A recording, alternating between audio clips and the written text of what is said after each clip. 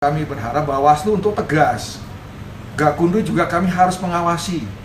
Kalau memang sudah ada tipikal terjadi tindak pidana, ya jangan kemudian ada kepentingan. Melihat situasi ini menjadi kegundahan kami selaku advokat penegak hukum yang murni ingin agar 01 dan 02 berkonsultasi dalam Pilkada Jawa Tengah ini secara fair dan taat hukum. Nah, mari kita evaluasi fakta yang dari data empirik yang sudah disampaikan oleh Bawaslu tadi. Itu menjadi suatu warning bahwa persoalan Pilkada Jawa Tengah kali ini ada faktor yang bertindak bersifat melawan hukum. Dan sudah ada proses yang dilakukan oleh Bawaslu. Ini menjadi catatan kami bahwa kami kesini ternyata kegundahan kami terjawab. Ya, dari data-data lapangan yang kami punya banyak sekali itu, memang fakta itu Kades itu terlibat.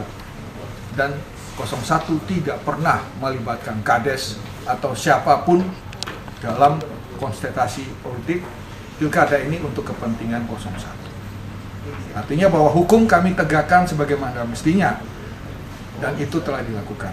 Maka kemudian kami berharap Bawaslu untuk tegas. Gakumdu juga kami harus mengawasi.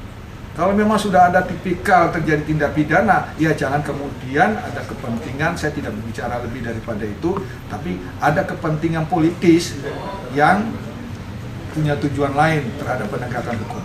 Kalau begini terus sampai kapan kita mau berjalan sesuai dengan keadilan? Hal yang terkait dengan pertanyaan-pertanyaan dari tim kuasa hukum Paslon 1, yaitu soal penanganan pelanggaran, yang prinsipnya kami sudah lakukan sesuai dengan prosedur dan juga regulasi yang ada.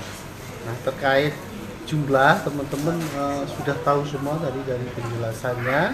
Yang prinsipnya kami sangat berterima kasih adanya audiensi ini, karena dari sisi tugas dan wewenang kami sebagai Bawaslu yaitu melakukan sesuai dengan apa yang diperintahkan oleh undang-undang. Nah, itu saja kira-kira yang ingin kami sampaikan kawan-kawan dari media. Terima kasih. Tadi belum melaporkan.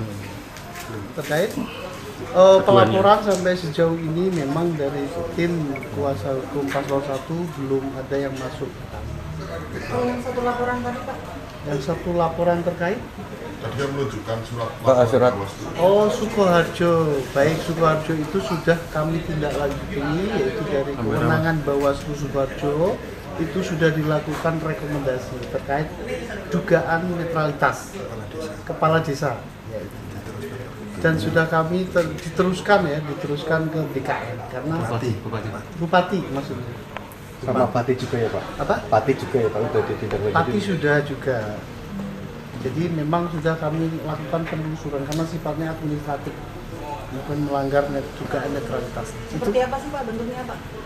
Kalau apa? Pelanggaran netralitasnya itu yang sudah ditindaklanjuti. Kalau netralitas itu adalah misalkan keperpihakan, dia tidak netral mendukung salah satu secara terbuka, kemudian ikut serta di dalam aktif di dalam kampanye misalkan, terus mengajak orang lain juga ikut misalkan deklarasi, kemudian ikut mendukung salah satu paslon yang memang harusnya itu netral, dan itu termaktub di dalam pasal 69 Undang-Undang 10 juga, jadi netralitas terkait hal itu. Terima kasih. Kalau di Sukoharjo itu bentuknya Bentuk sanksinya apa Pak? Kalau menstreanya itu di sana, kemudian kalau dugaannya adalah dia keperpihakan.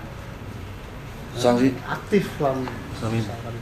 Saksinya sanksinya kalau apa? terbukti. Kalau terbukti. Sanksinya kalau terbukti itu kan nanti dari Bupati sebagai P3 ya Pak, pejabat pembina kepegawaian. Berarti udah ada rekomendasi Jadi dari saat Bawaslu. ini kami sedang menunggu hasilnya, apakah itu sesuai dengan tindak lanjut dari sana. Apakah itu ringan, sedang, itu kewenangannya dari Bupati tersebut.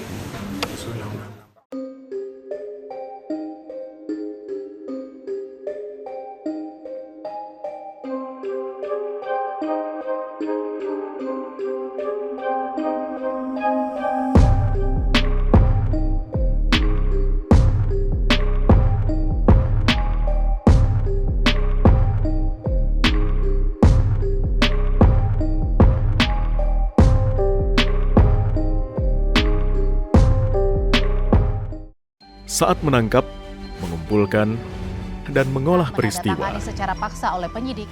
Kami kerahkan upaya terbaik. Ketika menyampaikan berita serta informasi, kami tak sekadar menyapa. Ada referensi, aspirasi, juga inspirasi yang menjadi misi.